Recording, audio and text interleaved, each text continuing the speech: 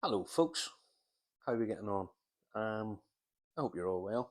Hope uh, everything's good. Hope the weather's nice. You find, see, I'm still here in the States. Um, well, this week, a wee taste of home, uh, back home, uh, in the promised land, back up in County Antrim, um, because we have Bushmills Prohibition recipe. Now, this is really quite interesting. For a whole host of reasons. It's interesting and sort of, oh no, what have you done again? This is Bushmills utterly in a bottle. And what I mean by that is, I want to love Bushmills. It's my local distillery. It's got bags and bags of history and heritage and good people working for it, and it's got everything. It makes the best whiskey in Ireland. I'll tell you that now. The stuff that place has been putting out for years, has been top quality. In terms of aged whiskies, they're about any of the guys that are selling aged whiskies, single malts and so on. The bulk of it, if it's really good, comes from this place. But, and they keep doing this. They keep doing little own goals and marketing things in ways that really upset people and put them off and go. People go, that's it. I'm done. I'm done. And they do stuff where it just. And I think part of the problem is that for a long time nobody has loved the brand. The owners of it didn't love the brand. We're all kind of aware of this. Irish distillers bought it up, but at that point, nobody really cared about Irish whiskey. Nobody, barring a couple of people, there was very few people actually give a shit about Irish whiskey. Um, then Diageo bought it up. Diageo only bought it really for well, there's a story that they only bought it so that they could kill the product that Bushmills had brought out, which they still own apparently, um, which was a Bushmills Irish cream. Now, I'm not. Don't quote me on this, and please don't sue me, Bushmills or Proximo or whoever it is. Don't be doing any of that. I just heard this story that Diageo had bought Bushmills just so they could kill it, so it was no competition for Bailey's, and didn't really, again, weren't that bothered about the brand. Then along comes Jose Cuervo, who pick it up, and they seem to be. There's such a demand in Irish whiskey, such a push on Irish whiskey, and everybody knows that we can do the best in the world, or we could be the best in the world. We're certainly among the best in the world. I don't like necessarily pitting each other against, because it's a small community, really. It's a multi-billion-pound industry, whiskey all over the world. But to be honest, it's not that big an industry. You don't need an awful lot of people to run a distillery. There's fairly big name brands out there who have single figure employees making the stuff. There's far more people doing the guiding. There's distilleries out there that you'll have drank and heard of. That really there's not that many people making the actual spirit. But Bushmills has this where they can be right up there, but they've done it again. This is just typical Bushmills. We'll talk about the bottle. Iconic, beautiful, square, totally just this is Bushmills bottling. We love this bottle, but they've released it in this. Some of the newer stuff in the range, the 16-year-old and so on, they've changed the bottling. So some of the Bushmills comes in this bottle, Black Bush comes in that bottle, but the Bushmills 10 and the Bushmills 16 doesn't. It comes in a different bottle. Maybe these will change at some point. Don't. We like this bottle. This is an iconic bottle for Bushmills, on this. So I've still got it in the bottle that I like. Prohibition recipe. So what they've done, or they're hinting at, I don't know. They're hinting at that they've went back and produced something that is heritage. These guys have bags of it. They stamp it on here in 1608. We all know that's a bit gimmicky, but there's been whiskey made in that area for a very, very, very long time. Uh, it's certainly predates 1608. Also, the company, they say, oh no, but the company was only formed in the late 1800s, late 18th century. I think that's plenty. I think that's good enough, really. 250 years nearly. They really should know what they're doing. So it's a bit gimmicky, but I'm quite happy to leave it. But there's bags of heritage.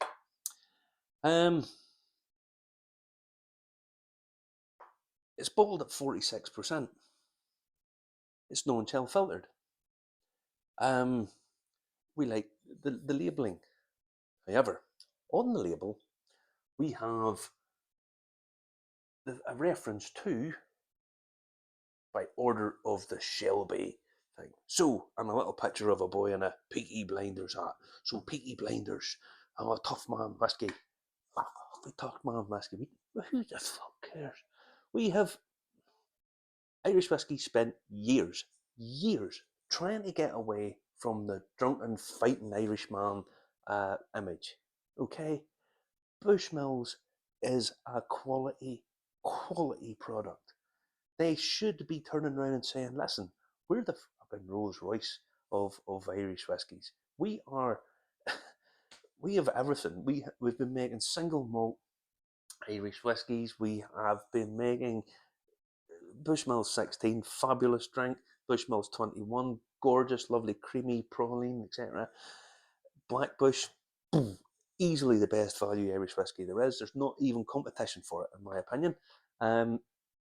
They've done some fabulous stuff with the Causeway collection, although the collection, but some of the stuff in it, the Marsala cask one way, super stuff.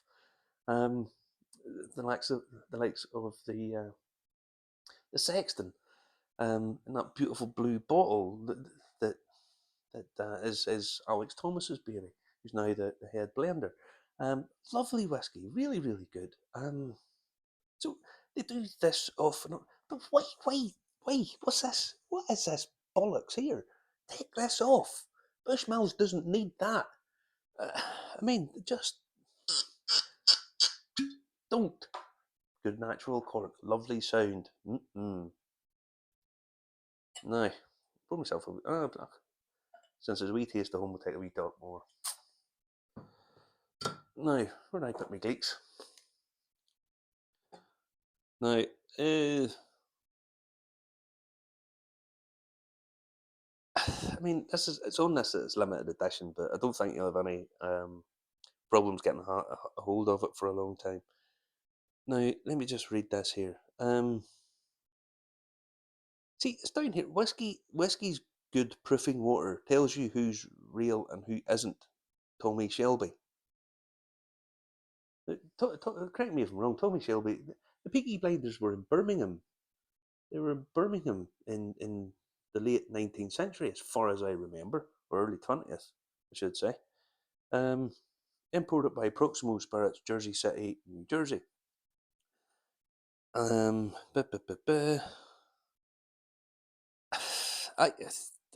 it says on this here, Peaky Blinders is a trademark. Now there is a Peaky Blinders whiskey. Peaky Blinders. I don't know enough about it. I watched the Peaky Blinders show, but to be honest, it's got a bit silly.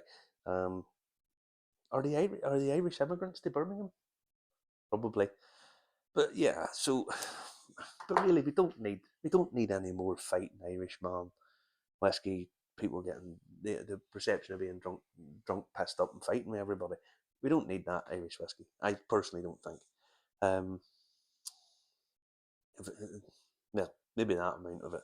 There's a John L. Sullivan whiskey.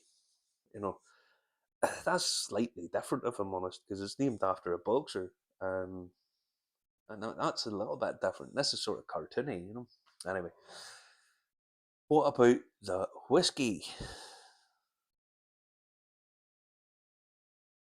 Well, first thing I'll tell you right now, it's got a nice nose to it.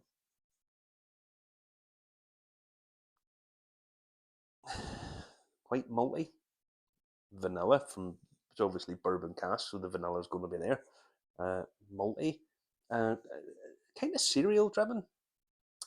It's not too floral, I should say. It's a bit deeper than that. Um, it's it's like honey notes to it, but that cereal note, that sort of milled cereal, is there. Uh, Really pleasing, actually. It's a real sort of whiskey, and I know I sometimes say this. It's a whiskey. The way Irish whiskies went in the last while, everything's cask finish driven because most places are waiting on their own spirit, so they're relying on cask finishing. Um, so quite a lot of it's samey, and what you end up with is a whiskey tastes a bit too rummy, or a whiskey that sometimes tastes a little bit too sherry. And that's what it's relying on. If you're drinking a whiskey, you want a whiskey. This is a whiskey. And on the nose, that's really quite pleasant.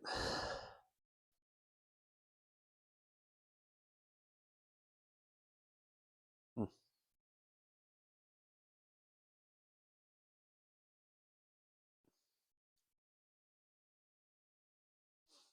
Mouthfeel, not great. But this is $30, by the way. $30. Um, Mouthfeel's not great. But it tastes very nice. That tastes really nice. Nice amount of sweetness to it. Um, Banana, even. It's got.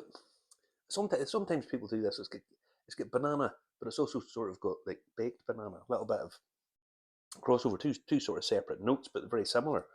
Um, Slightly dark fruit. It's got that kind of Bushmills' signature flavour to it.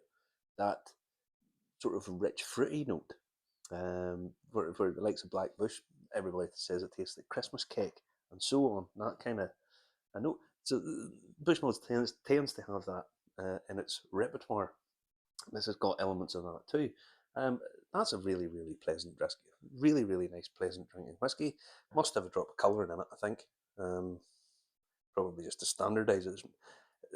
I don't get that hung up on colouring. Not never it's at this level. If you're paying top dollar, you want pure stuff. But I'm not that bothered with the colour. But this is really pleasant.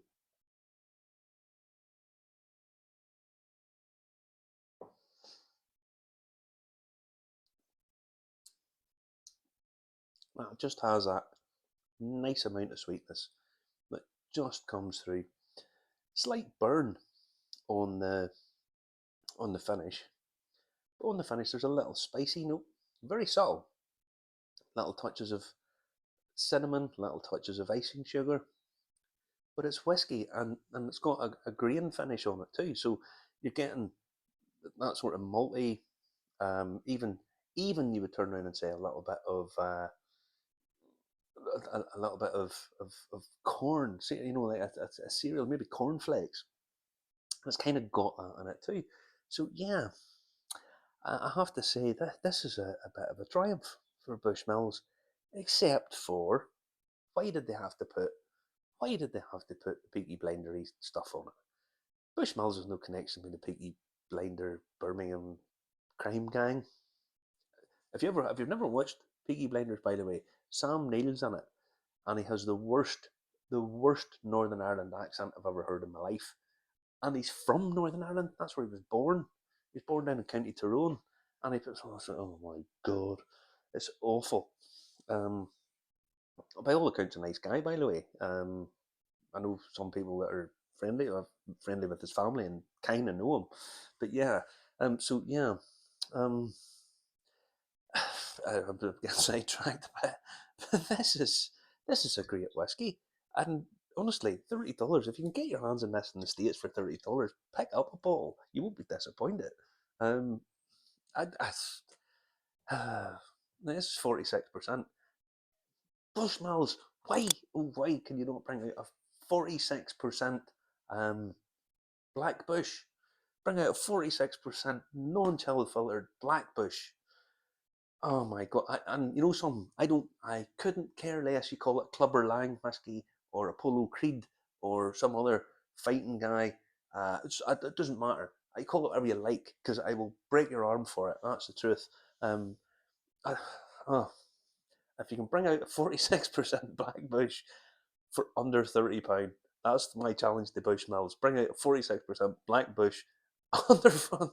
And honestly, I don't care you call it La Cosa Nostra or MS-15 or whatever their name is. I don't care. Call it whatever you like because I'll love it anyway. But yeah, this this is what Bushmills should be bringing out. This wonderful quality liquid. They have bags of it, and um, every so often they do stuff that just, oh God, what are you doing? And then you taste the liquid and you think, I do love you. I love you, Bushmills.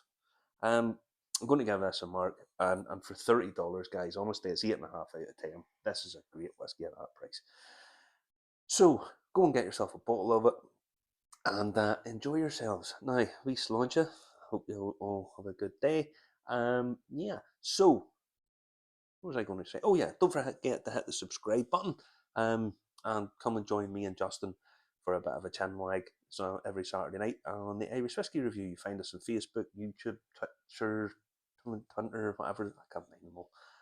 Anyway, so we're definitely on Facebook. We're definitely on YouTube. So if you want to hit the subscribe button, hit the like, and drop in and say hello to us because we do genuinely love chatting to all our friends. So take care, and I'll see you again soon. Bye bye.